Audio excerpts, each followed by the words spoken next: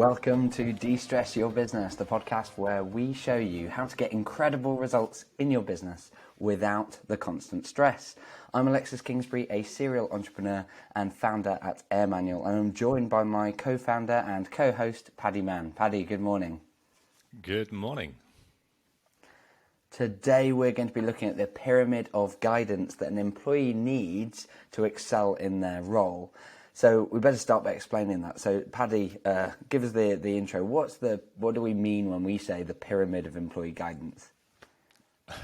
Well, as you would expect, we're talking about a pyramid with foundations at the bottom and a few layers at the top, and there's a few different business models that use this kind of metaphor.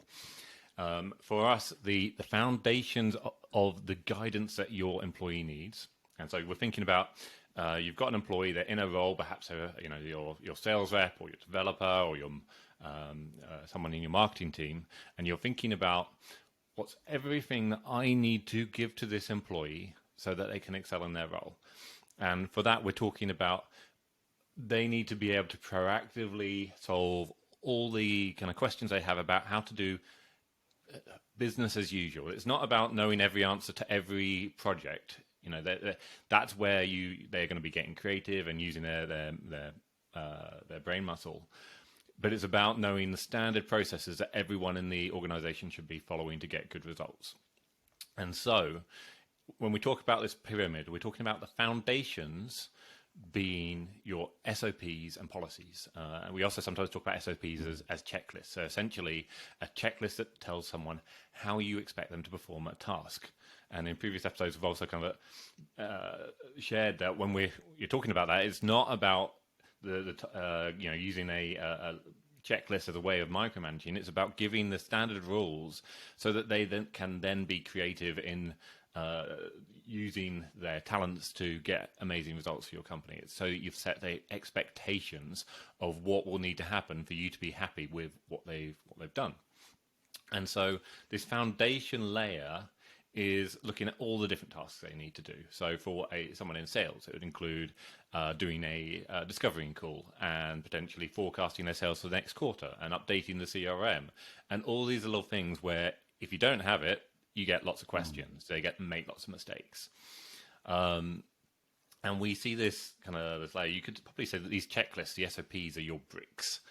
And then you've also potentially got these policies or reference documents, which sometimes you've got something which is some guiding principles or rules which kind of sit slightly outside of the checklist that you're following, but need to be referenced. And so policies are your glue.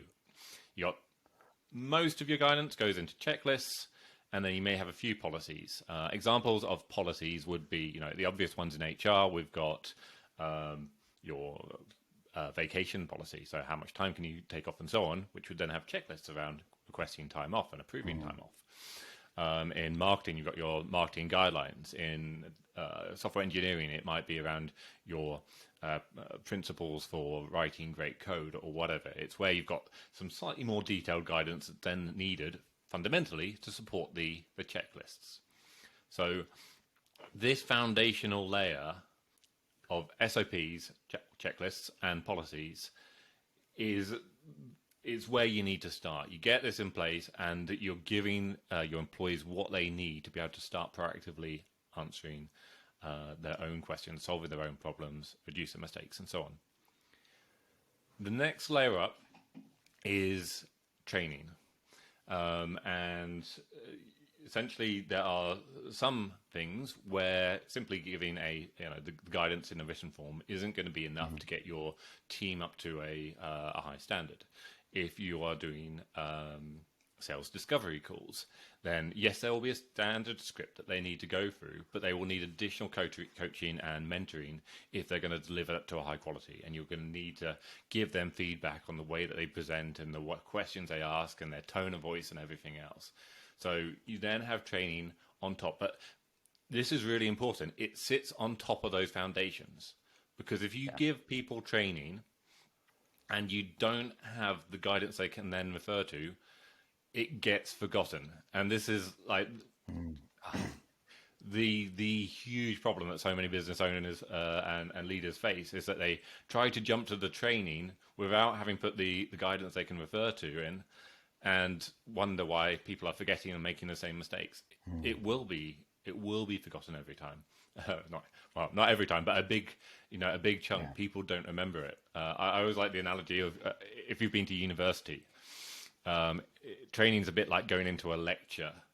And when I went into lectures, it was brilliant for making me aware of a concept, of potentially having 2 or 3 things that I would walk out that lecture remembering, but I definitely did not remember everything in that lecture. It doesn't happen. It's impossible, and particularly me, I'd be doodling most of the time.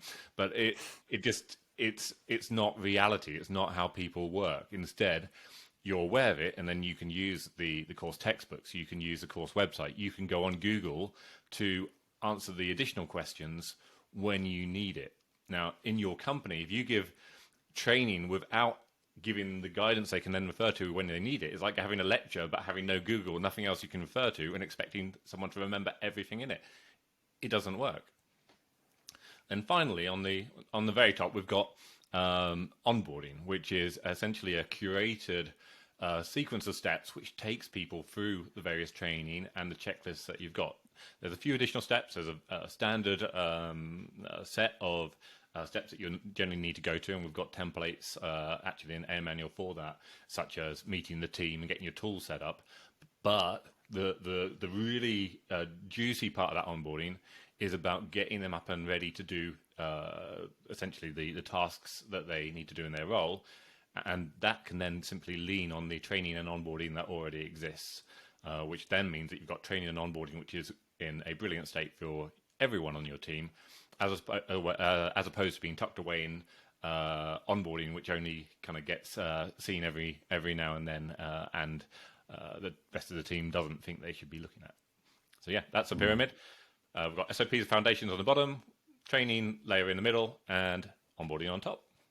Yeah, I love that, and I think it's as you've shared on previous episodes right now. So I'm joining live whilst at a business retreat event in Marbella, and it's really interesting because a lot of the challenges, the friction points that business owners have when they're growing and scaling the business, often relate, particularly when you're getting into 6-figure, 7-figure revenues. A lot of them relate to people, getting team members up to speed quickly, getting them so that they can do a really good job, and that you can extract yourself as the business owner or the leader from the day-to-day and stop firefighting and so on. And in fact, there was a speaker yesterday, Jonathan Jay, who he was sharing his story of how he's kind of acquired loads of businesses and all the trials and tribulations of that. And one of the fundamental things in place is essentially about making sure you've got a team in really good shape, and that the team and the quality of that team and their knowledge, their understanding, and their ability to do a really good job is absolutely key. So it's this recurring theme for these businesses is how to address it.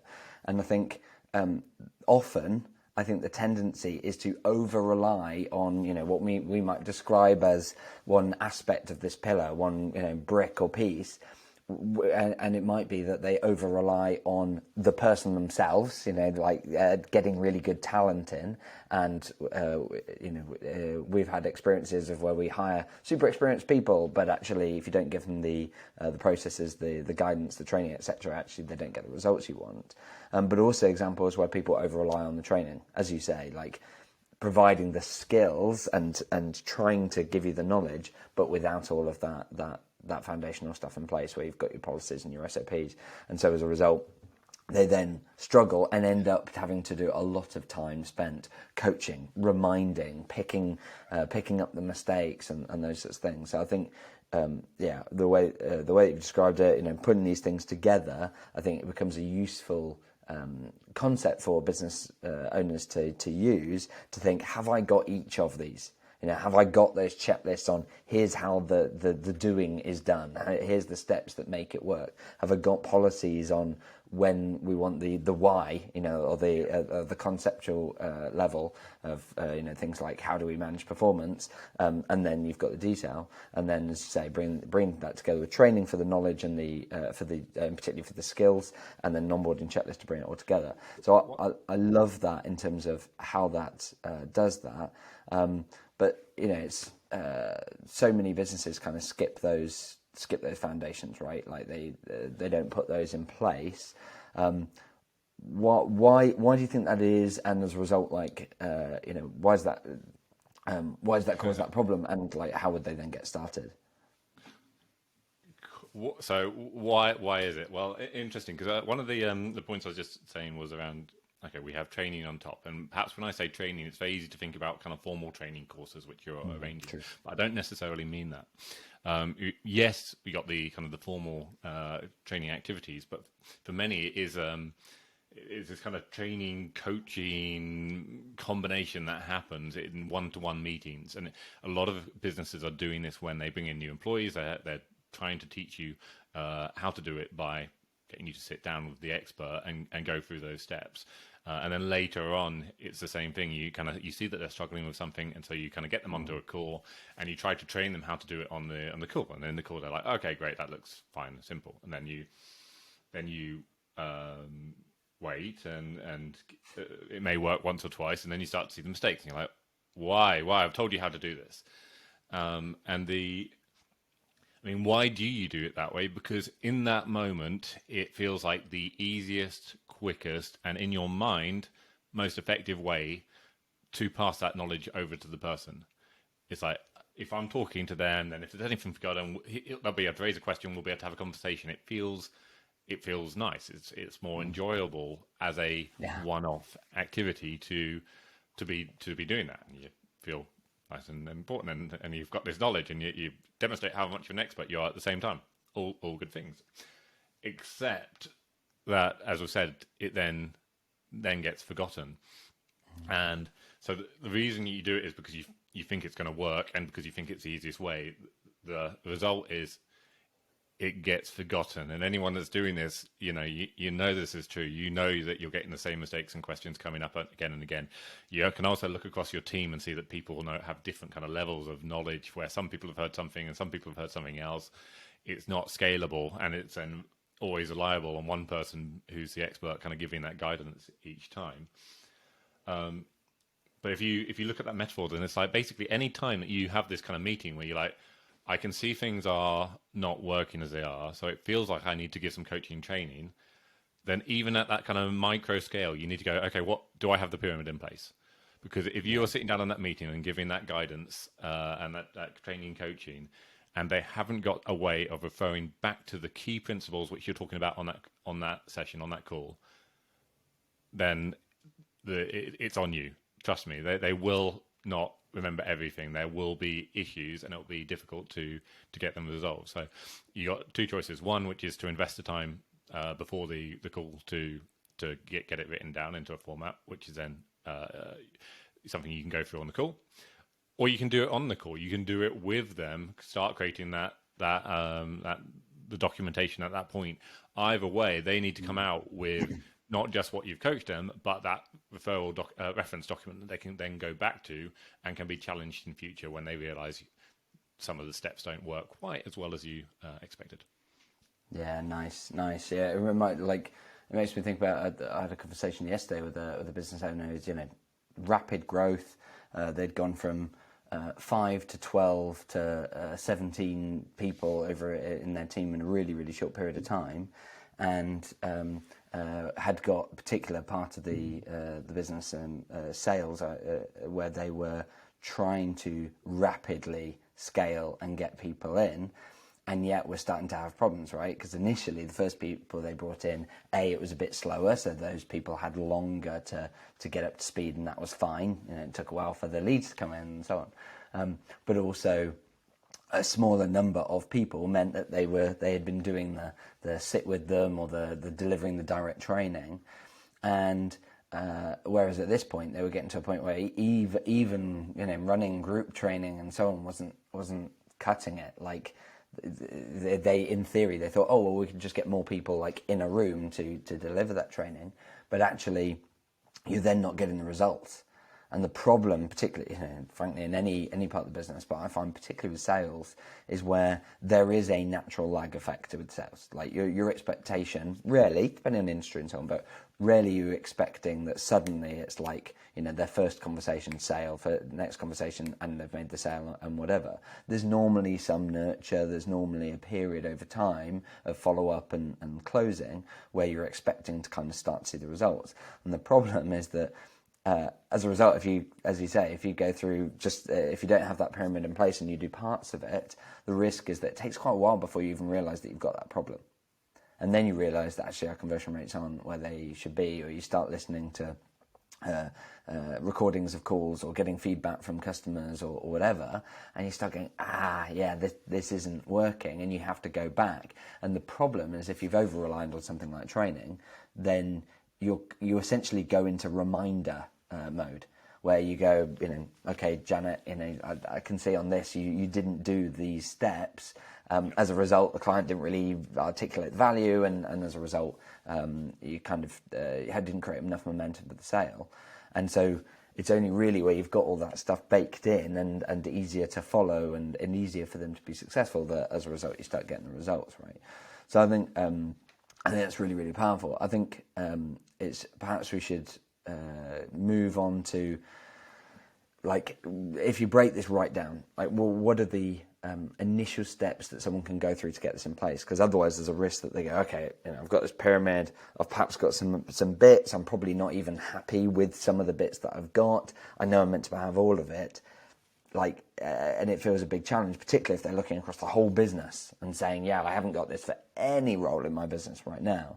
So what would we recommend are the first few steps to get started? Cool. Good question. So first of all, just to get clear on what your end goal is. So you want your employees that you're supporting to be able to proactively find all the guidance that they need to do the job. And it's not about being able to find guidance about the exact customer they're supporting or the details of the project, or well, they should be able to find those things. But I'm really talking about at this point is the standard processes that they need to be going through, where you're trying to stop them from dropping those balls. And just to add to what the example that you were just sharing, there's this kind of efficiency big benefit, but imagine the stress when you're in that situation. The employee knows that they're making mistakes and is starting to get the cold sweats. The business leader is looking down and really questioning the employee's ability to do their job, because they've been told what to do. You've told them more than once. You've been reminded them, and they're still making the same mistakes. You're really questioning whether you've got the right person for the role. And the employee will sense that, trust me. We've seen so many examples where that's it's proven once we've got the guidance in place that we were completely off in that assessment of them potentially not being able to do their job. So the end goal is that they can proactively solve their own problems and find all that guidance. So the first step would be to choose a role. So we're not.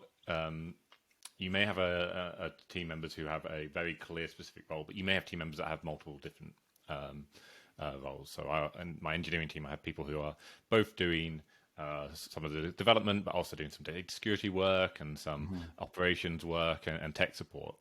To make this simpler, start with one role and you can move on to the others later. Then map it out.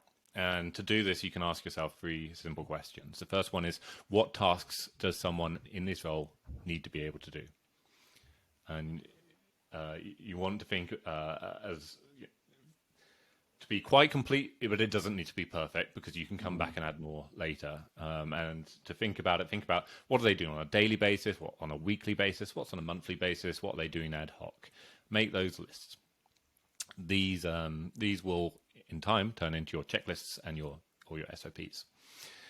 Then you go, okay, we've got these tasks. Now, what additional guidance are they going to need, which is slightly bigger than any of the checklists, but will be needed to support that?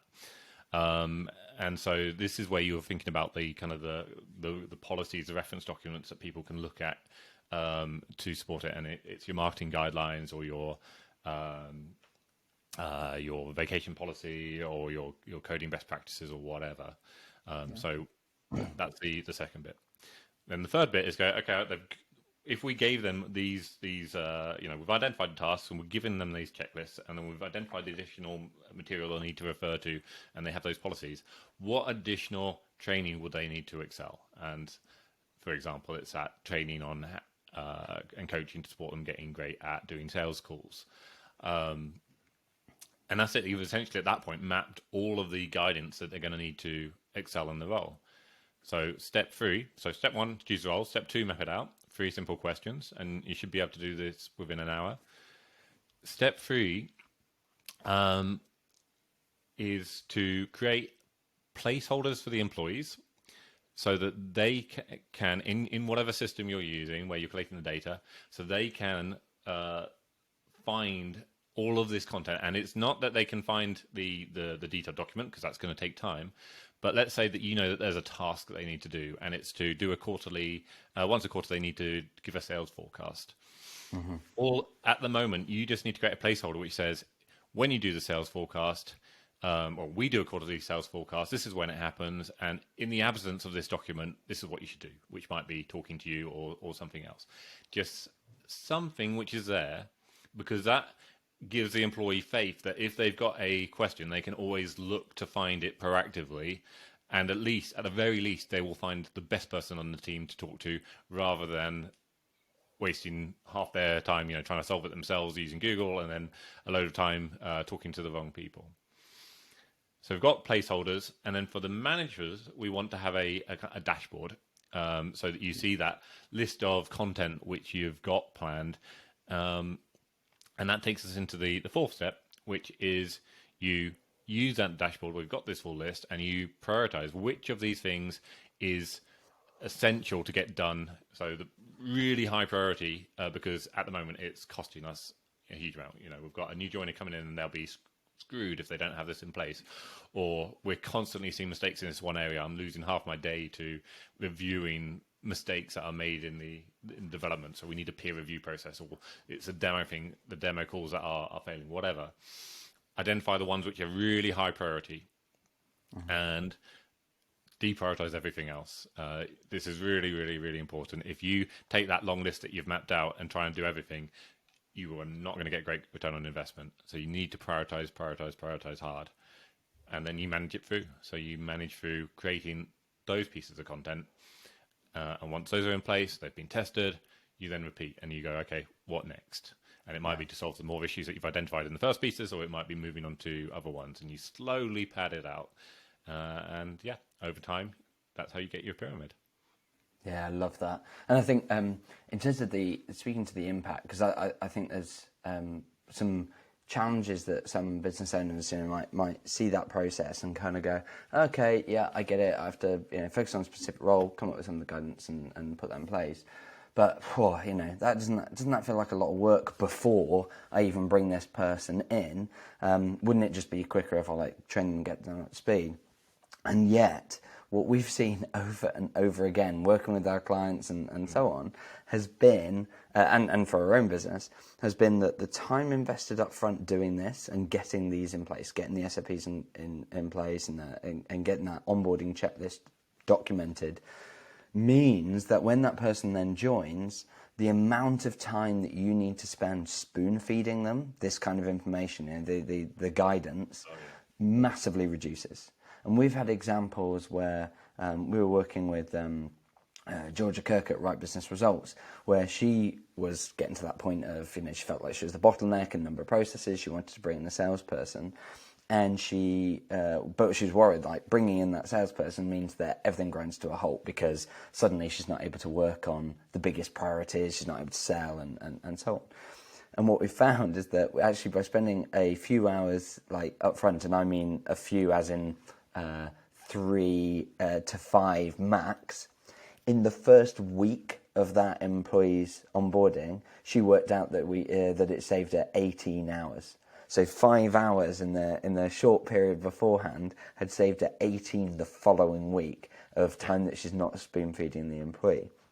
Even better than that, the new joiner, the person joining the team, felt valued and appreciated, and felt like, oh, this is a great company I'm coming into, because they're really structured in how I'm going to be delivering value and clear on what I need to do to be successful in this role. So as a result, it reduced the chance that they disappear out the back door after coming in the front only days or weeks before. I've spoken to business owners literally in the last few days who've said, I spoke to one who said that he had someone leave after 7 weeks in the role, and how painful that was because of all the time that had been put in the recruitment. And I repeated this to another business owner, and they said, I've had that after 3 days. And what causes that? It's that bad experience, that unstructured experience that you leave to luck, that you hope that it'll be this good experience, and then it isn't. And so what was amazing for, like in George's case, is you've got this team member who's getting up to speed, starting to add value really quickly. And we've had examples where we've had people who are able to deliver value, whether it's like start conducting sales calls or whatever, within like 5 working days of their first day of joining, they're suddenly starting to add value, which they love. And then you can add on more and make it productive. What's amazing, like in George's case, she worked out that over the course of the first 3 months of the employee's probation, she saved 200 hours of her time, which she valued at more than £30,000, right? Because of the time that she freed up and what she could then do with it. But like that was for one role, and actually one hire in that one role. Yeah. And I think that's the power here. Is the temptation is to think, oh well, this sounds like what a lot of work this is. As a result, can I just leave it and maybe I'll do that at another point? I'll just focus on hiring this person. And it's the exact wrong way round. The exact wrong way round. Instead, it's even for hiring this one role, it is worth putting this in place because of the time saved and the increase in value and the decrease in churn and so on. And yet, the incredible value that you get, let's say if that person does leave, and it might be for personal circumstances, whatever, or that you need to hire another person for that role, suddenly you get all that benefit without having had to then repeat some of the steps to do it. And so I think the incredible power of having this in place, but as you've broken it down, Paddy, like it's not just about having one of these parts, you have to bring it all together. And I think in terms of resources that we've actually got some really useful resources that people can use, because this is a challenging area, right? Like it's so easy to kind of go, I think I get it, I'll go and create something. And it's so easy to then spend 20, 30, 40 hours creating something. And then you don't get that return on investment within a week. Yeah. We've worked hard on like creating these kind of things for it. So what are some of the resources that people can use to help them get started faster? Well, it's a good point. Certainly nowadays, every time that there's a new task that needs to be delegated and so on, I can't say that at this point in my career I then go, brilliant, I'm going to write a document and create a checklist, and it thrills me. I would love to be able to take the lazy route, and the only reason I don't is because I know very well that it will screw me in the long term, and so what I would find at this point.